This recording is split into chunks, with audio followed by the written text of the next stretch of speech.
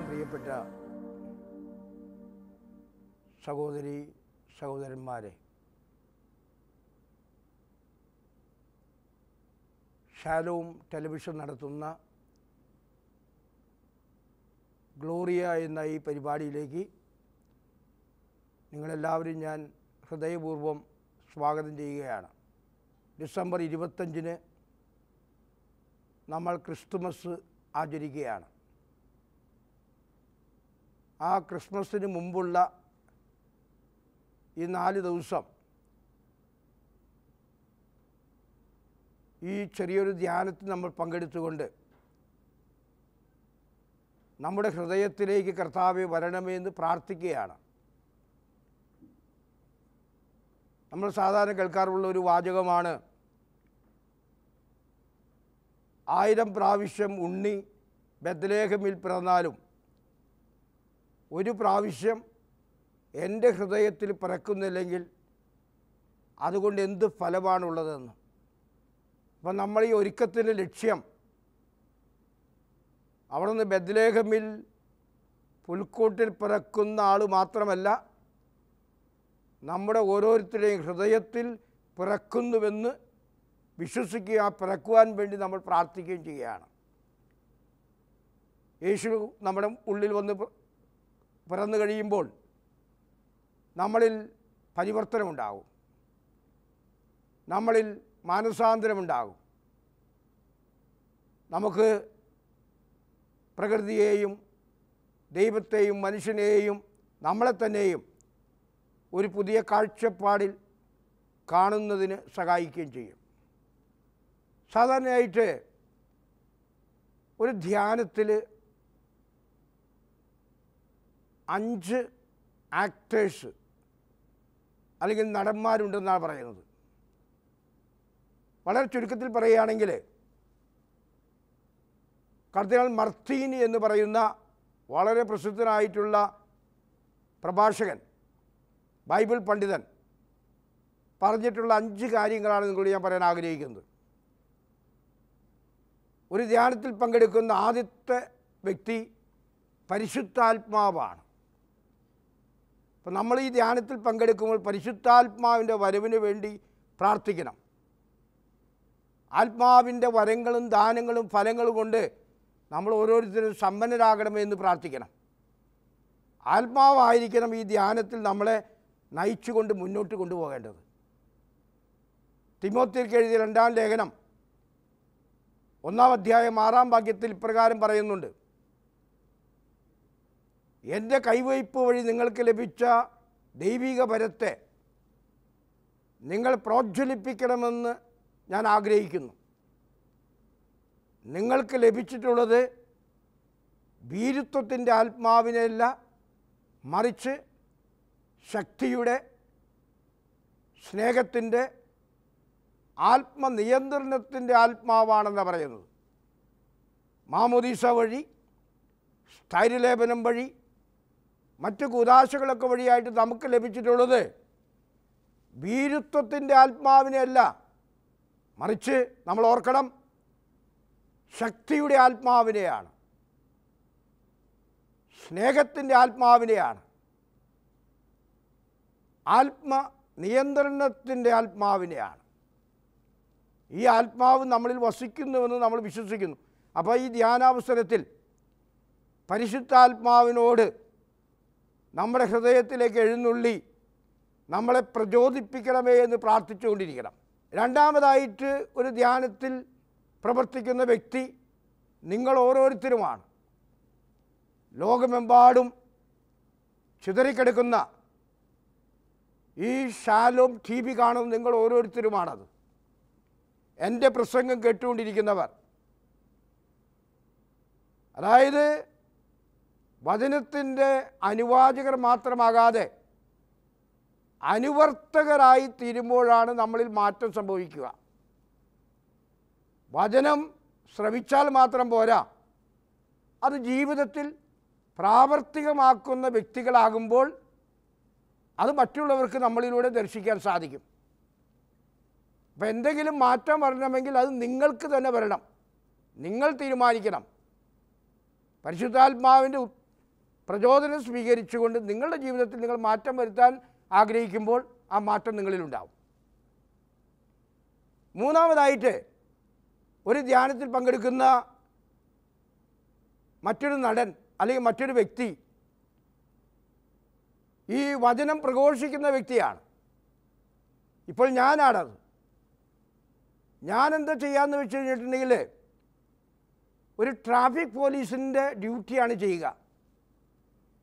ചില കാര്യങ്ങൾ പറഞ്ഞ് ഈ ദിശയിലേക്ക് നിങ്ങൾ പോയി കഴിഞ്ഞാൽ നിങ്ങളുടെ ജീവിതത്തെ നിങ്ങൾക്ക് ദൈവത്തിന് ഇഷ്ടപ്പെട്ടതാക്കി തീർക്കാൻ സാധിക്കുമെന്നാണ് ഞാൻ പറഞ്ഞു തരുന്നത്. നാലാമതായിട്ട്,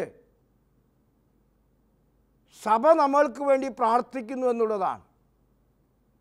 ഈ നിമിഷം നിങ്ങൾ എൻ്റെ ഈ പ്രസംഗം കേൾക്കുന്ന അവസരത്തിൽ നിങ്ങൾക്ക് വേണ്ടി പ്രാർത്ഥിക്കുന്ന ലക്ഷോപലക്ഷം മനുഷ്യർ ഈ ലോകത്തിലുണ്ടെന്നുള്ള കാര്യം നിങ്ങൾ ഒരിക്കലും മറക്കരുത്. അവരുടെ പ്രാർത്ഥന നമ്മൾക്ക് ശക്തിയായിരിക്കും, നമ്മൾക്ക് ഊർജമായിരിക്കും. അഞ്ചാമത്തെ ആക്ടർ അല്ലെങ്കിൽ നടനെന്ന് പറയുന്നത് സാക്ഷാൽ പിശാചാണ്. ഈ പിശാച് വചനം കേൾക്കുന്നതിൽ നിന്ന് അത് ജീവിതത്തിൽ പ്രാവർത്തികമാക്കുന്നതിൽ നിന്നൊക്കെ നമ്മളെ അകറ്റി നിർത്താൻ ശ്രമിച്ചുകൊണ്ടിരിക്കും. അവൻ്റെ പ്രവർത്തനങ്ങളിൽ നമ്മൾ ഒരിക്കലും വീഴരുത്. മറിച്ച് പരിശുദ്ധാത്മാവിൻ്റെ പ്രവർത്തനത്തിന് നമ്മളെ തന്നെ വിട്ടുകൊടുത്തുകൊണ്ട് നമ്മൾ പ്രവർത്തിക്കാനായിട്ട് ആഗ്രഹിക്കണം. ഇന്ന് നിങ്ങളുടെ ധ്യാനത്തിന് ഞാൻ നിങ്ങൾക്ക് നൽകുന്ന സുവിശേഷ ഭാഗം ലൂക്കായുടെ സുവിശേഷം 5-ാം അധ്യായം 1 മുതൽ 11 വരെ വാക്യങ്ങളാണ്. സമയം കിട്ടുമ്പോൾ നിങ്ങളത് വായിച്ചു നോക്കണം. ഞാനിപ്പോൾ അത് ഇവിടെ വായിക്കുന്നില്ല, നമുക്ക് കുറച്ച് സമയമേ ഉള്ളൂ. ഈ സുവിശേഷത്തിൽ നിന്നും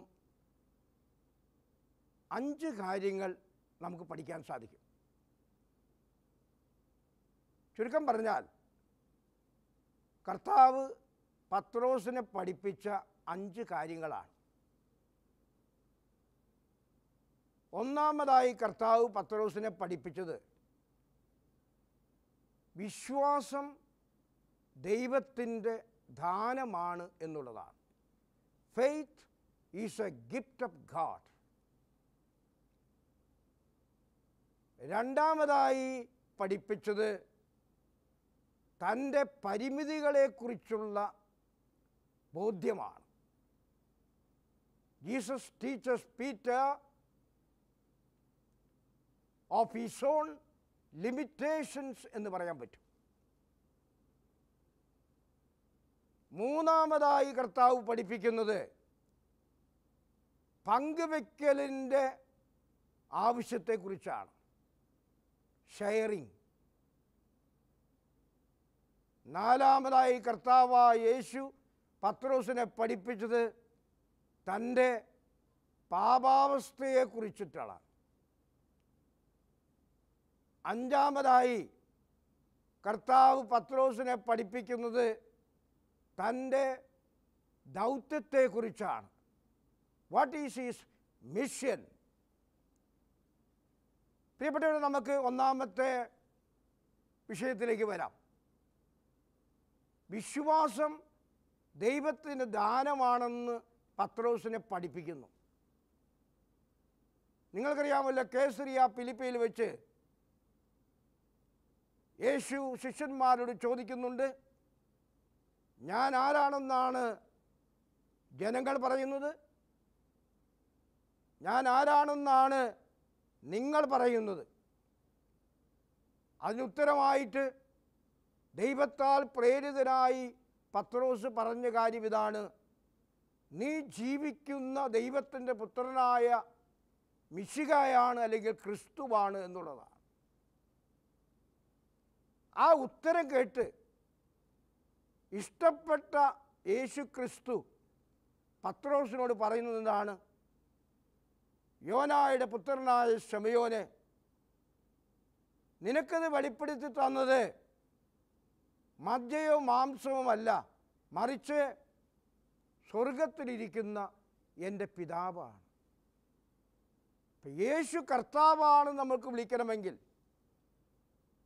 യേശു രക്ഷകനാണ് നമ്മൾ പറയണമെങ്കിൽ, യേശു ദൈവപുത്രനാണ് നമ്മൾ പറയണമെങ്കിൽ ദൈവം നമുക്ക് വെളിപ്പെടുത്തി തരണം. അപ്പം വിശ്വാസം ദൈവത്തിൻ്റെ ദാനമാണ്. പ്രിയപ്പെട്ടവരെ, നമുക്ക് ലഭിച്ചിരിക്കുന്ന വിശ്വാസം വളർത്തിക്കൊണ്ടുവരേണ്ടത് നമ്മുടെ ഏറ്റവും വലിയ ആവശ്യമാണ്. നമ്മൾ എവിടെയായിരിക്കുന്നു അവിടെ നമ്മുടെ വിശ്വാസം പരിരക്ഷിക്കുകയും നമ്മുടെ മക്കളിലേക്ക് ആ വിശ്വാസം കടത്തിവിടുകയും ചെയ്യുന്നുള്ള കർത്തവ്യമാണ് നമുക്ക് ഓരോരുത്തർക്കുമുള്ളത്. നമ്മുടെ പൂർവികർ നമുക്ക് വേണ്ടി കത്തിച്ചു തന്ന ആ വിശ്വാസത്തെ കത്തിജ്വലിപ്പിച്ചുകൊണ്ട് അത് മറ്റുള്ളവരിലേക്ക് പങ്കുവെച്ചു കൊടുക്കുവാനുള്ള ഉത്തരവാദിത്വമാണ് നമുക്കുള്ളതെന്നുള്ള കാര്യം നമ്മൾ ഒരിക്കലും മറക്കരുത്. നമ്മുടെ ഫ്രാൻസിസ് പാപ്പ കുറച്ച് നാളുകൾക്ക് മുമ്പ് ഒരു അപ്പസ്തോലിക ലേഖനം എഴുതുകയുണ്ടായി. ലാറ്റിൻ ഭാഷയിൽ അതിന് ലൂമൻ ഫിദൈ എന്ന് പറയും, വിശ്വാസത്തിൻ്റെ വെളിച്ചം. മാർപ്പാപ്പ പറയുകയാണ്, ശാസ്ത്രത്തിനോ സാങ്കേതിക വിദ്യകൾക്കോ മറ്റൊന്നിനും തന്നെ എല്ലാ കാര്യങ്ങൾക്കും ഉത്തരം നൽകാൻ സാധിക്കുകയില്ല. എന്നാൽ എല്ലാ കാര്യങ്ങൾക്കും ഉത്തരം നൽകുന്ന ഒരു കാര്യമാണ് വിശ്വാസം എന്നുള്ളത്. വിശ്വാസത്തിൻ്റെ കണ്ണുകൾ കൊണ്ട് നമ്മൾ മരണത്തെ നോക്കുമ്പോൾ, വിശ്വാസത്തിൻ്റെ കണ്ണുകൾ കൊണ്ട് നമ്മൾ സഹനത്തെ നോക്കുമ്പോൾ, വിശ്വാസത്തിൻ്റെ കണ്ണുകൾ കൊണ്ട് നിങ്ങൾ നിങ്ങളുടെ ഭാര്യയെ നോക്കുമ്പോൾ, വിശ്വാസത്തിൻ്റെ കണ്ണുകൾ കൊണ്ട് നിങ്ങൾ നിങ്ങളുടെ ഭർത്താവിനെ നോക്കുമ്പോൾ, വിശ്വാസത്തിൻ്റെ കണ്ണുകൾ കൊണ്ട് നിങ്ങളുടെ മക്കളെ നിങ്ങൾ നോക്കുമ്പോൾ, അവിടെ പുതിയൊരു വെളിച്ചം കിട്ടുന്നതിന് കാരണമാകുമെന്ന് ഫ്രാൻസിസ് പാപ്പ വളരെ വ്യക്തമായിട്ട് പറയുന്നുണ്ട്. മരണത്തിനുമപ്പുറം മറ്റൊരു ജീവിതമുണ്ടോ? സഹനത്തിൻ്റെ അർത്ഥം എന്താണ്? ഇതിനുള്ള ഉത്തരം ശാസ്ത്രത്തിനോ സാങ്കേതിക വിദ്യകൾക്കോ നൽകി നമ്മളെ ആശ്വസിപ്പിക്കാനാകില്ല. മറിച്ച് വിശ്വാസത്തിന് സാധിക്കും. അപ്പോൾ ഇരുട്ട് പരന്നിടത്ത് വെളിച്ചം വീശാനുള്ള ശക്തി വിശ്വാസത്തിനുണ്ട് എന്നുള്ള കാര്യം നമ്മൾ ഒരിക്കലും മറക്കരുത്. ഈ വിശ്വാസത്തെക്കുറിച്ച് പറയുകയാണെങ്കിൽ മാർപ്പാപ്പ പറയുകയാണ്, ഒന്നാമതായി വിശ്വാസം കാഴ്ചയാണ്. എന്തിൻ്റെ കാഴ്ചയാണ്?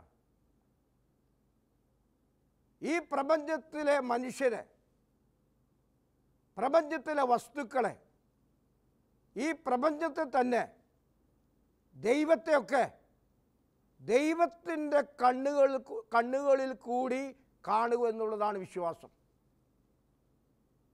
അപ്പോൾ ദൈവത്തിൻ്റെ കണ്ണുകൾ കടം വാങ്ങിക്കൊണ്ട് നമ്മുടെ കണ്ണുകൾക്ക് പകരമായി ഇവിടെ വെച്ച് നമ്മൾ ഈ ലോകത്ത് നോക്കുമ്പോൾ, ഈ പ്രപഞ്ചത്ത് നോക്കുമ്പോൾ അതിൻ്റെ അർത്ഥം നമുക്ക് മനസ്സിലാകും. നമ്മൾ നമ്മുടെ മക്കളെ നോക്കുമ്പോൾ അതിൻ്റെ ആ മക്കൾ എന്തിനു വേണ്ടി ദൈവം നൽകിയെന്ന് നമ്മൾ മനസ്സിലാക്കും. നമ്മളെ കൂടെ ജീവിക്കുന്നവരെ നമ്മൾ നോക്കുമ്പോൾ അവരെപ്പറ്റി നല്ലത് ചിന്തിക്കുവാനും നല്ലത് പറയുവാനും നമുക്ക് സാധിക്കും. അപ്പം വിശ്വാസം കാഴ്ചയാണ്. ദൈവം നോക്കുന്നത് പോലെ എല്ലാ യാഥാർത്ഥ്യങ്ങളെയും, മരണത്തെയും സഹനത്തെയും പാപത്തെയും വിശുദ്ധിയെയും എല്ലാം നോക്കുവാൻ കഴിയുന്നത് ഏറ്റവും നല്ല ഭാഗ്യമായിരിക്കും. രണ്ടാമതായിട്ട് മാർപ്പാപ്പ പറയുന്നത് വിശ്വാസം എന്നുള്ളത് സ്പർശനമാണെന്ന് പറയുന്നത്. മാർക്കോസിന്റെ സുവിശേഷം 5-ാം അധ്യായത്തിൽ രക്തസ്രാവക്കാരിയായിട്ടുള്ള സ്ത്രീയെ നമ്മൾ കാണുന്നുണ്ട്. ആ സ്ത്രീ പറയുന്നത് എന്താണ്? ഞാൻ യേശുവിൻ്റെ അടുത്ത് പോവുകയാണെങ്കിൽ എൻ്റെ അസുഖം മാറും. എന്നിട്ട് അവളെന്താ ചെയ്യുന്നത്? അവൾ യേശുവിൻ്റെ അടുത്ത് ചെന്ന് യേശുവിൻ്റെ വസ്ത്രത്തിൽ സ്പർശിച്ച് സൗഖ്യം നേടുകയാണ്. ഫ്രാൻസിസ് പാപ്പ പറയുകയാണ്, നമ്മൾ പ്രാർത്ഥിക്കാനിരിക്കുമ്പോൾ, നമ്മൾ ധ്യാനിക്കാനിരിക്കുമ്പോൾ ആ രക്തസ്രാവക്കാരിയായ സ്ത്രീയെപ്പോലെ യേശുവിൻ്റെ വസ്ത്രത്തിൽ, യേശുവിൻ്റെ ശരീരത്തിൽ സ്പർശിക്കണം. ആ സമയം നമുക്ക് സൗഖ്യമുണ്ടാകും. ആ സമയം നമ്മൾക്ക് രക്ഷയുണ്ടാകും.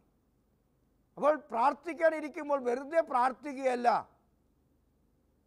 കർത്താവായ യേശുവിനെ നമ്മുടെ മുമ്പിൽ വരുത്തിക്കൊണ്ട് ആ രക്തസ്രാവക്കാരിയായ സ്ത്രീ ചെയ്തതുപോലെ തന്നെ സ്പർശിക്കുവാൻ നമുക്ക് കഴിയണം. വിശ്വാസത്തിൻ്റെ കണ്ണുകൊണ്ട് സ്പർശിക്കുവാൻ നമുക്ക് കഴിയണം. മൂന്നാമതായിട്ട് പരിശുദ്ധ പിതാവ് പറയുന്നത് വിശ്വാസം കേൾവിയാണെന്നാണ്. റോമാക്കാരുടെ ലേഖനം 10-ാം അധ്യായത്തിൽ പറയുന്നുണ്ട്, കേൾവിയിലൂടെയാണ് വിശ്വാസം കൈവരുന്നതെന്ന്. ശാസ്ത്രം പുരോഗമിക്കുന്നത്, സാങ്കേതിക വിദ്യകൾ പുരോഗമിക്കുന്നത് കണക്കുകൂട്ടലിലൂടെ, മറ്റു ശാസ്ത്രവിദ്യകളിലൂടെയൊക്കെയാണ്.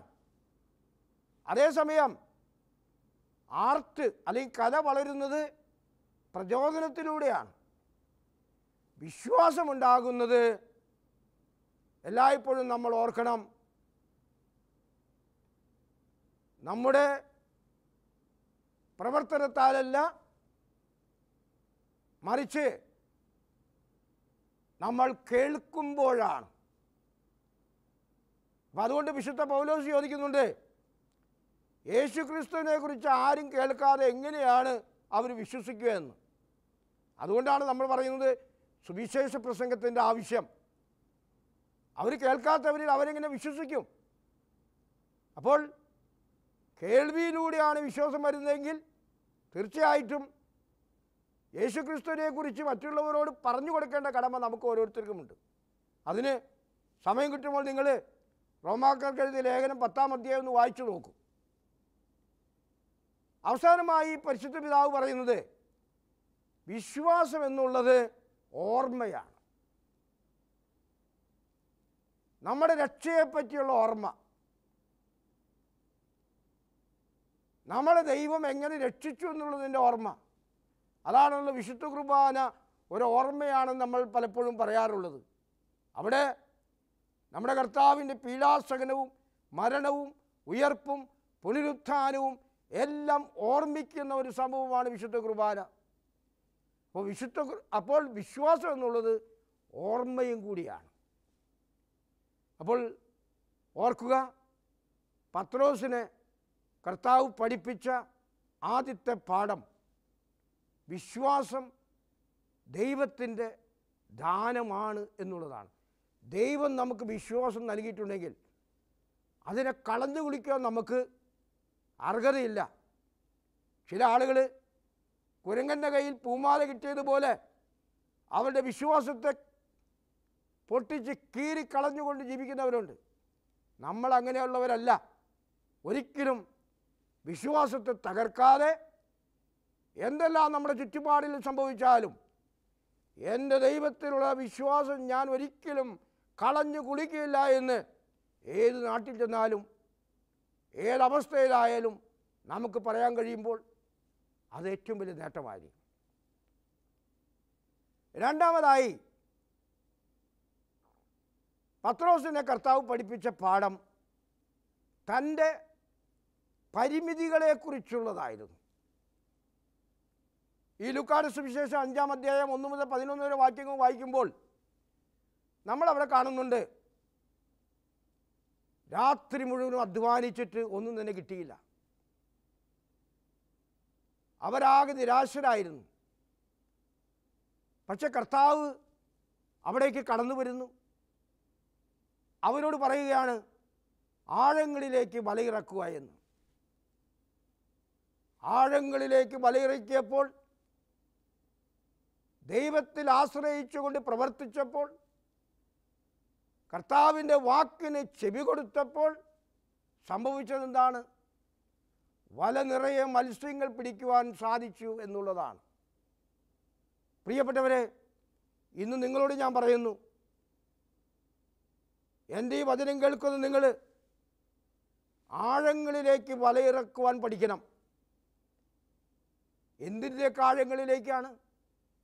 പ്രാർത്ഥനയുടെ ആഴങ്ങളിലേക്ക്, വിശ്വാസത്തിൻ്റെ ആഴങ്ങളിലേക്ക്, സ്നേഹത്തിൻ്റെ ആഴങ്ങളിലേക്ക്, പ്രത്യാശയുടെ ആഴങ്ങളിലേക്കൊക്കെ വലയിറക്കാൻ നിങ്ങൾ പഠിക്കണം.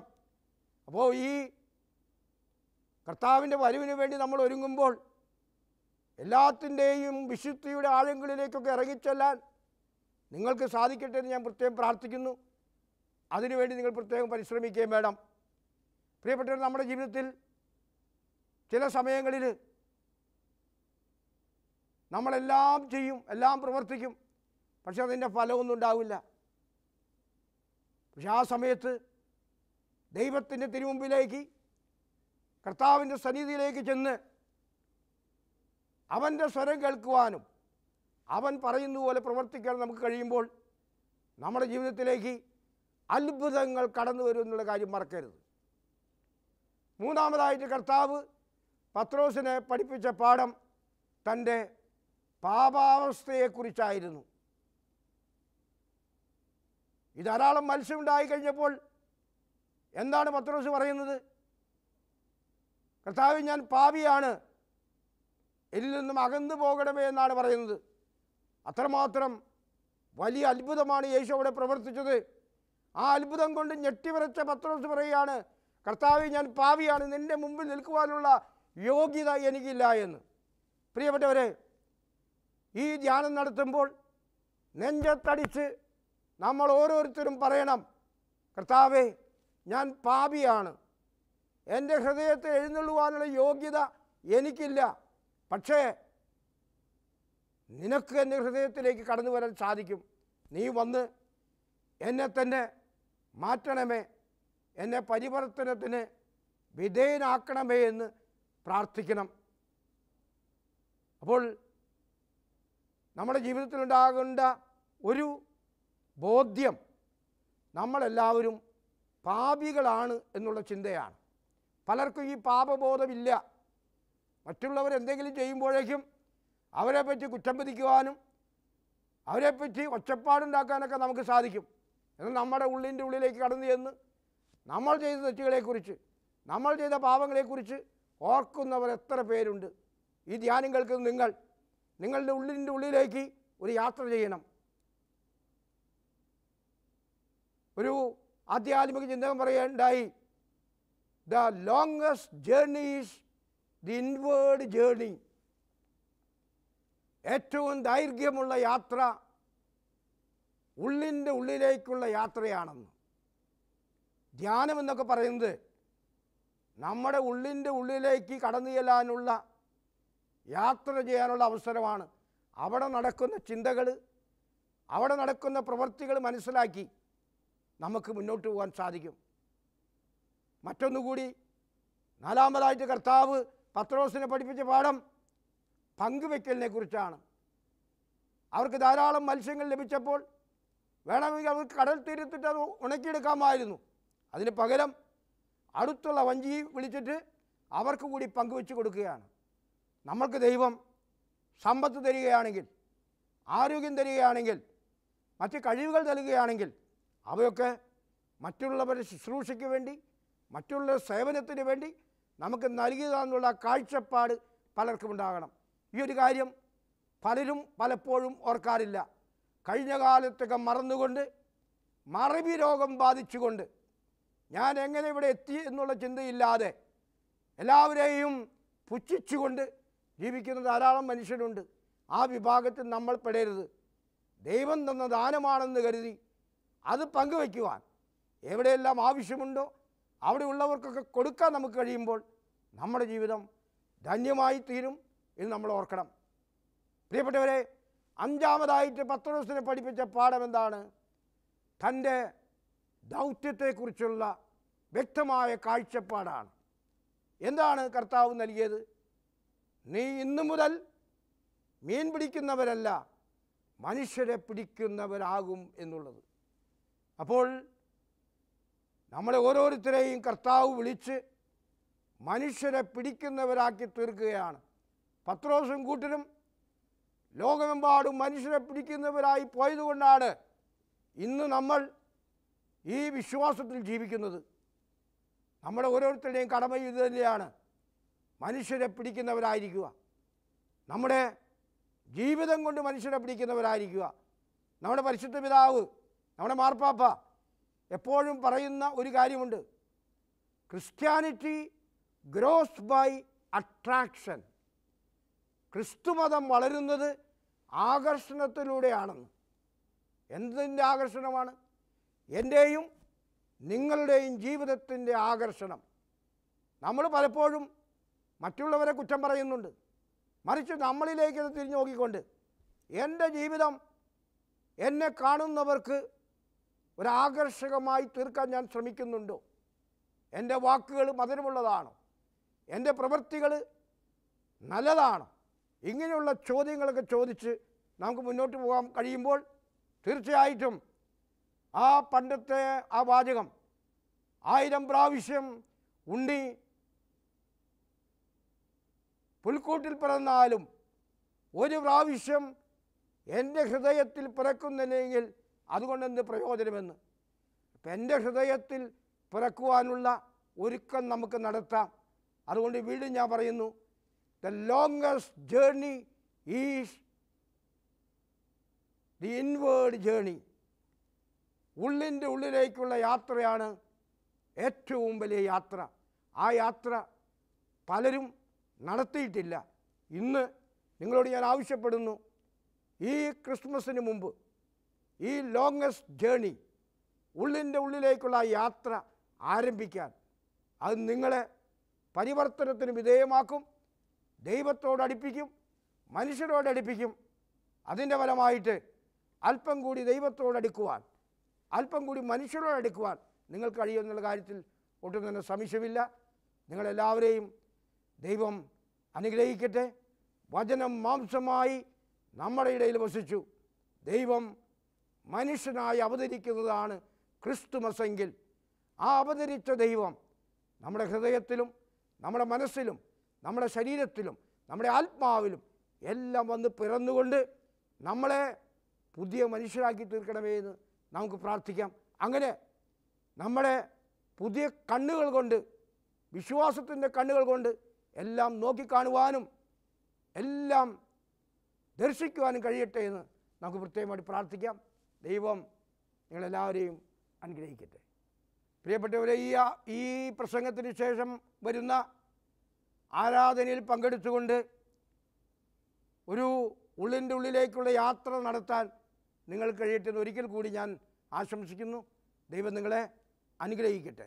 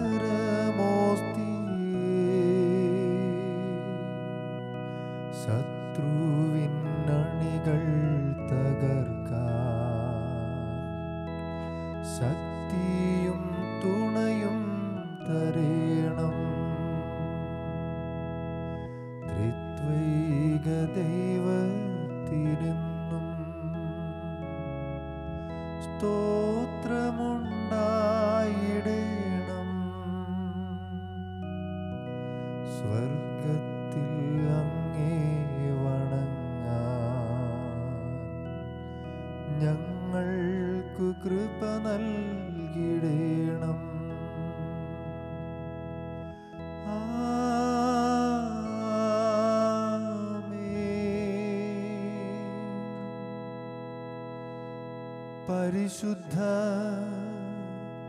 പരമ ദിവ്യകാരുണ്യത്തിന്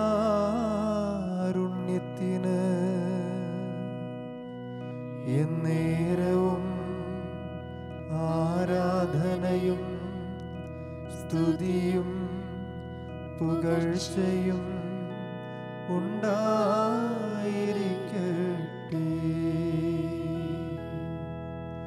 പരിശുദ്ധ പരമ ദിവ്യകാരുണ്യത്തിന് എന്നേരവും ആരാധനയും സ്തുതിയും പുകഴ്ചയും ഉണ്ടായിരിക്കട്ടെ.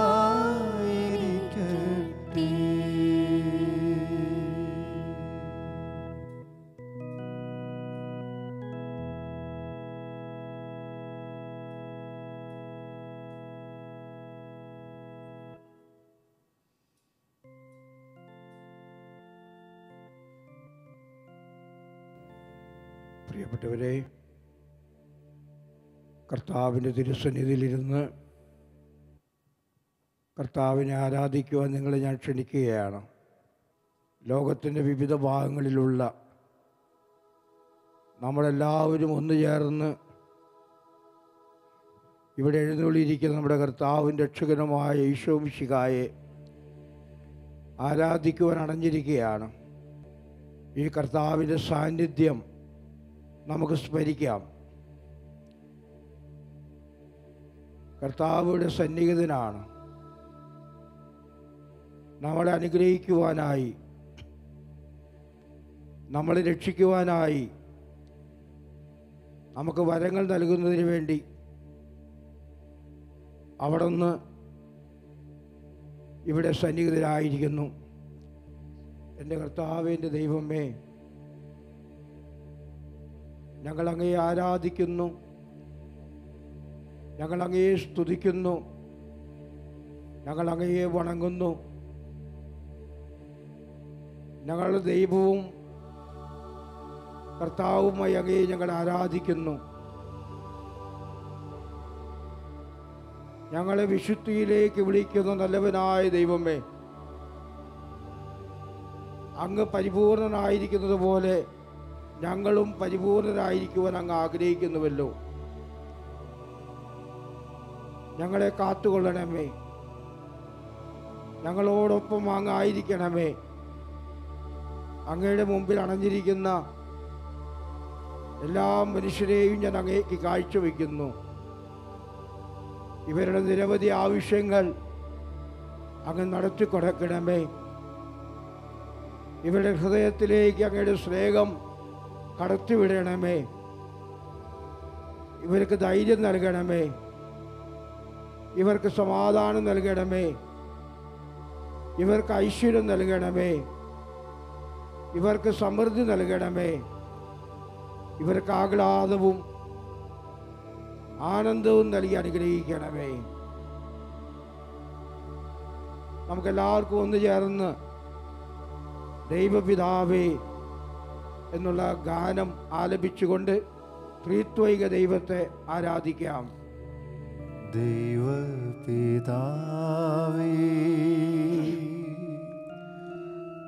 അങ്ങയെ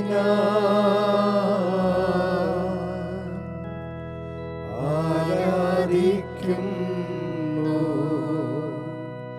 സ്തുതിക്കുന്നു. ജീവനുമെന്റെ സർവസ്വവും മുൻപിലണച്ച് കുമ്പിടുന്നു. ജീവനുമെന്റെ സർവസ്വവും മുൻപിലണച്ച് കുമ്പിടുന്നു. യേശുവേ നാഥ, അങ്ങയെ ആരാധിക്കുന്നു, സ്തുതിക്കുന്നു. ജീവനുമെന്റെ സർവസ്വവും മുൻപിലാണ് കുമ്പിടുന്നു. ജീവനുമെന്റെ സർവസ്വവും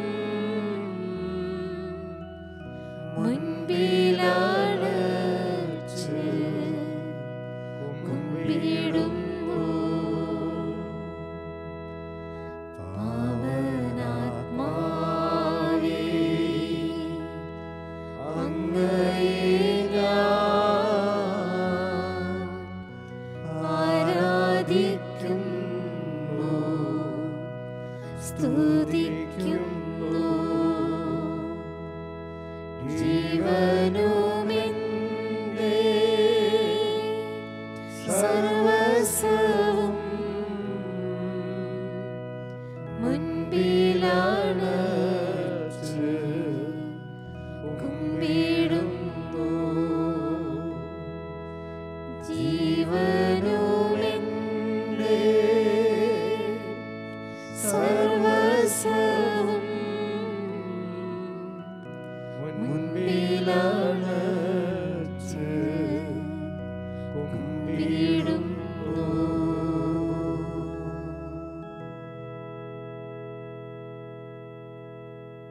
പരിശുദ്ധനായ ദൈവമേ,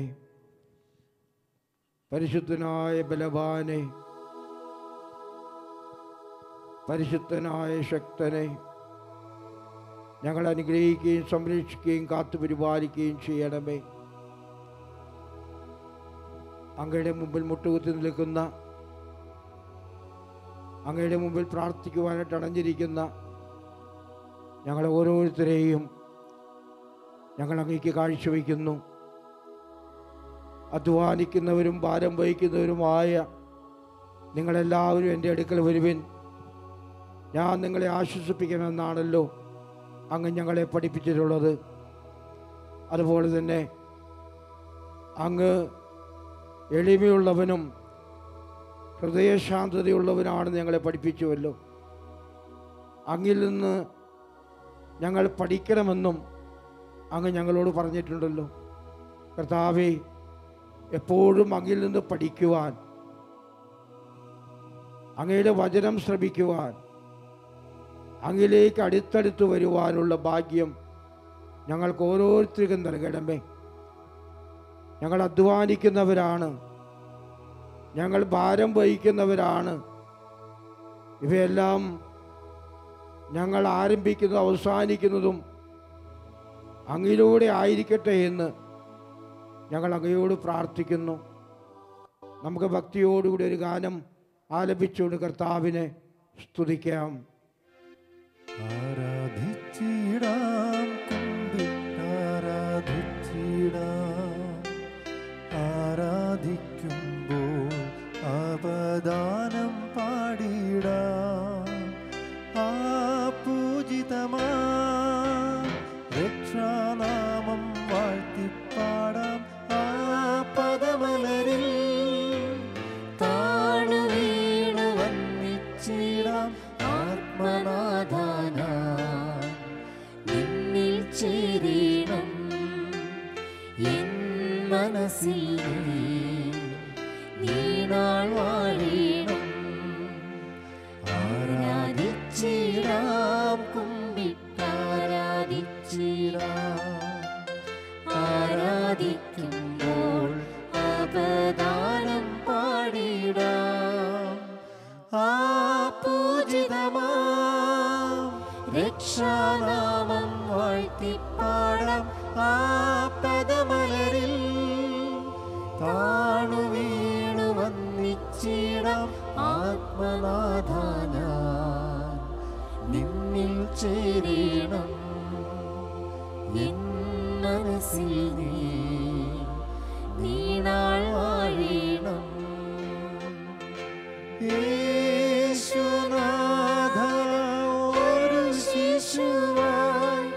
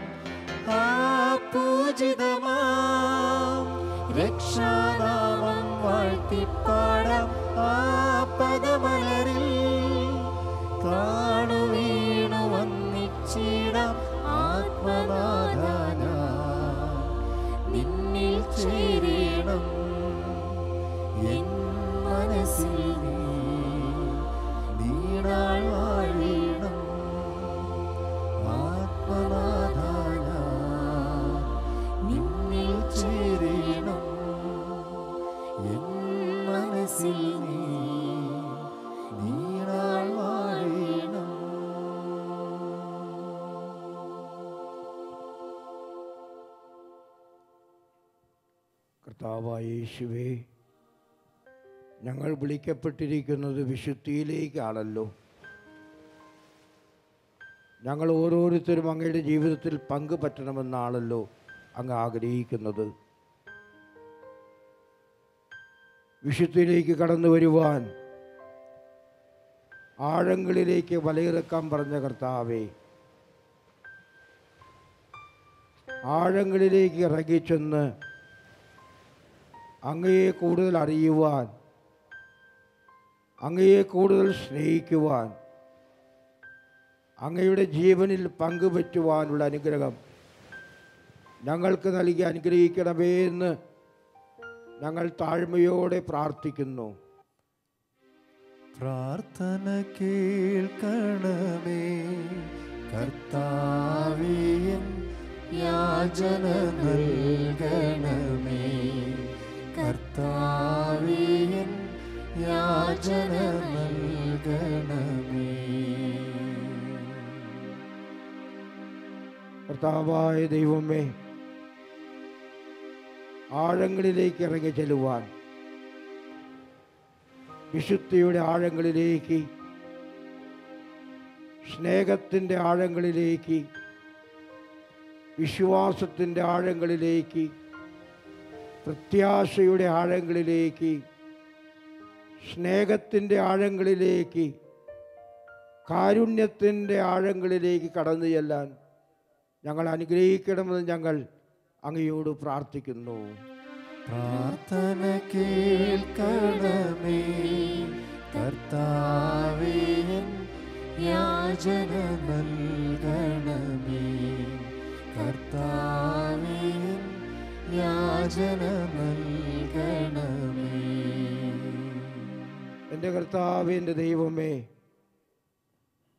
ഞങ്ങൾക്ക് ഓരോരുത്തർക്കും ഓരോ പ്രത്യേക ദൈവവിളി നൽകി ഞങ്ങൾ അനുഗ്രഹിച്ചതിനെ ഓർത്ത് ഞങ്ങൾ അങ്ങേക്ക് നന്ദി പറയുന്നു. ഞങ്ങളെ വിളിച്ച വിളിയിൽ നിന്നുകൊണ്ട് അങ്ങയെ സ്തുതിക്കണമെന്നും അങ്ങയെ ശുശ്രൂഷിക്കണമെന്നുമാണല്ലോ അങ്ങ് ഞങ്ങളോട് ആവശ്യപ്പെടുന്നത്. മാതാപിതാക്കളായി ഞങ്ങൾ നല്ല മാതാപിതാക്കളായി ജീവിക്കുവാനും, ഭാര്യാഭർത്താക്കന്മാർ നല്ല ഭാര്യയായി ഭർത്താവായി ജീവിക്കുവാൻ, അതുപോലെ വൈദികർ നല്ല വൈദികരായി ജീവിക്കുവാൻ, സന്യസ്തർ നല്ല സന്യസ്തരായി ജീവിക്കുവാനാണല്ലോ അങ്ങ് ഞങ്ങളെ വിളിച്ചിരിക്കുന്നത്. എന്തിനു വേണ്ടി വിളിച്ചുവോ ആ വിളി പൂർത്തീകരിച്ചുകൊണ്ട് നിന്റെ സന്നിധിയിലേക്ക് നടന്നെടുക്കുവാൻ ഞങ്ങളെ അനുഗ്രഹിക്കണമെന്ന് ഞങ്ങൾ അങ്ങയോട് പ്രാർത്ഥിക്കുന്നു. പ്രാർത്ഥന കേൾക്കണമേ കർത്താവേ, യാചന നൽകണമേ കർത്താവേ, യാചന നൽകണമേ. കർത്താവേ, ഞങ്ങളുടെ അനുദിന ജീവിതത്തിലെ ഓരോ പ്രവൃത്തികളും വഴി ഞങ്ങൾക്ക് വിശുദ്ധി പ്രാപിക്കാൻ കഴിയുമെന്ന് അങ്ങ് ഞങ്ങളെ പഠിപ്പിച്ചിട്ടുണ്ടല്ലോ. ആ വിശുദ്ധിയിലേക്ക് എപ്പോഴും കടന്നു വരുന്നതിന് ഞങ്ങളെ അങ്ങ് അനുഗ്രഹിക്കണമെന്ന് ഞങ്ങൾ അങ്ങയോട് പ്രാർത്ഥിക്കുന്നു.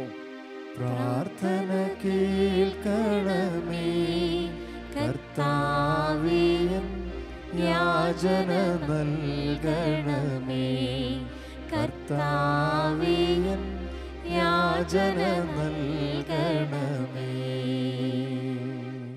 കർത്താവേ, അങ്ങയുടെ ശിഷ്യനായ പത്രോസിന് അങ്ങ് വെളിപ്പെടുത്തി കൊടുത്തുവല്ലോ.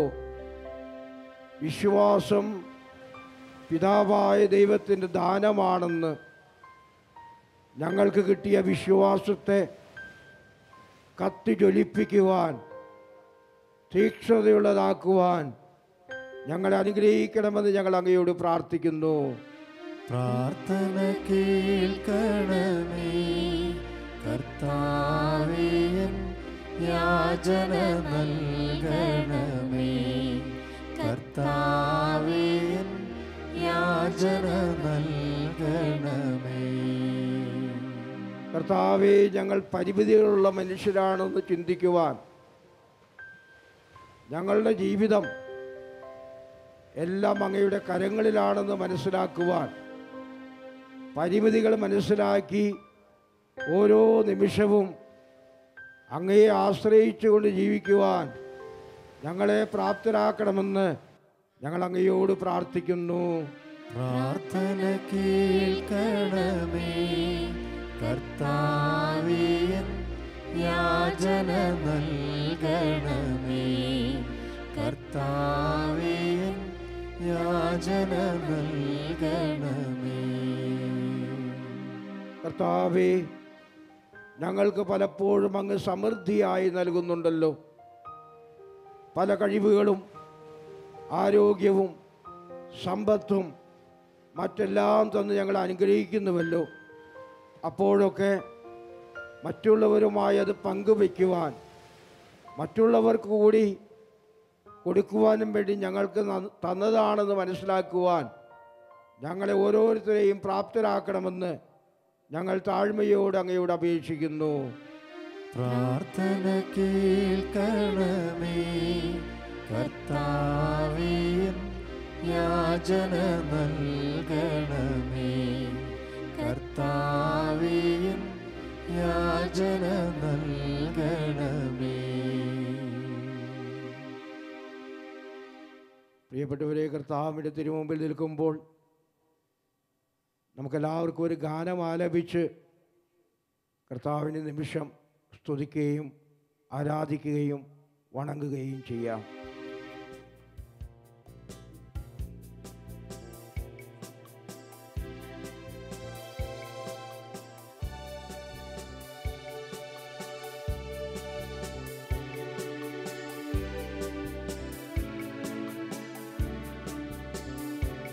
സർവേശ്വരാ വാഴുക, സംപൂജിതാ വാഴുക, എന്നെന്നും അങ്ങേ വർണ്ണിച്ചു വാഴ്ത്താൻ പുല്ലാങ്കുഴലായിടാം ഞാൻ. സർവേശ്വരാ വാഴുക, വാഴുക, എന്നെന്നും അങ്ങേ വർണ്ണിച്ചു വാഴ്ത്താൻ പുല്ലാങ്കുഴലായിടാം ഞാൻ.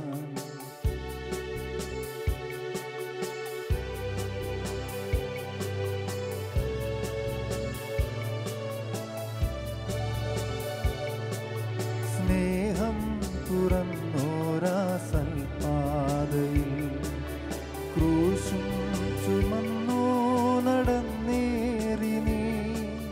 സ്നേഹം തുറന്നോരാ സൽപാതയിൽ ക്രൂശും ചുമന്നോ നടന്നേറി നീ.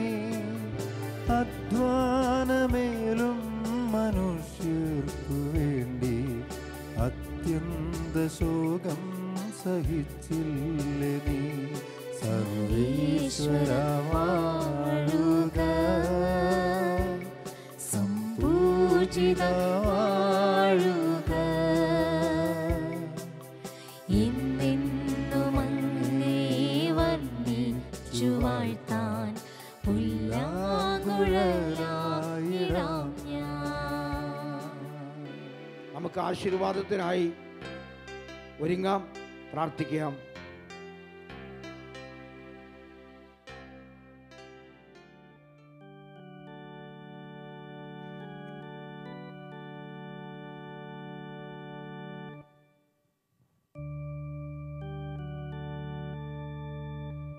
ഭക്ത്യാ വണങ്ങുക, സാഷ്ടാംഗം വീണു നാം ഏറ്റം മഹത്താമി കൂദാശയേ. നവ്യനിയമത്തിൻ കർമ്മങ്ങൾ വന്നല്ലോ, പൂർവികം സാദരം മാറി നിൽക്കൂ. ഇന്ദ്രിയങ്ങൾ കെഴും പോരായ്മയൊക്കെയും തീർക്കുക വിശ്വ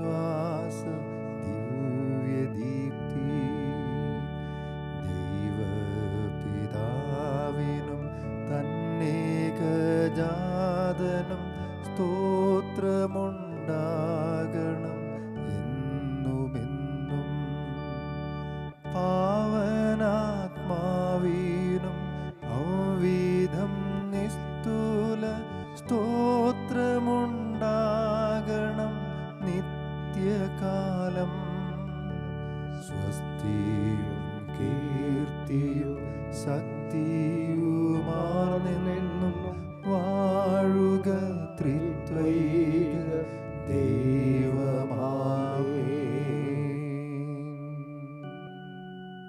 നമുക്ക് പ്രാർത്ഥിക്കാം.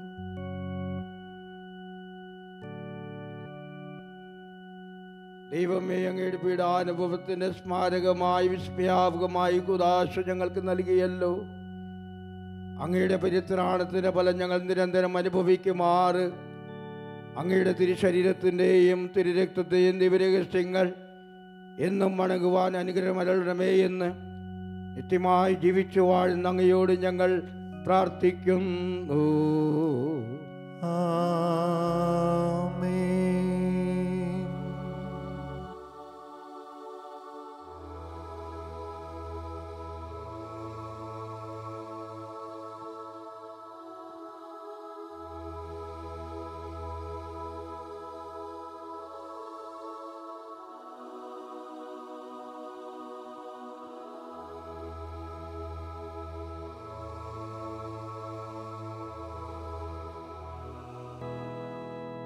പരിശുദ്ധ പരമ ദിവ്യകാരുണ്യത്തിന് എന്നേരവും ആരാധനയും സ്തുതിയും പുകഴ്ചയും ഉണ്ടായിരിക്കട്ടെ.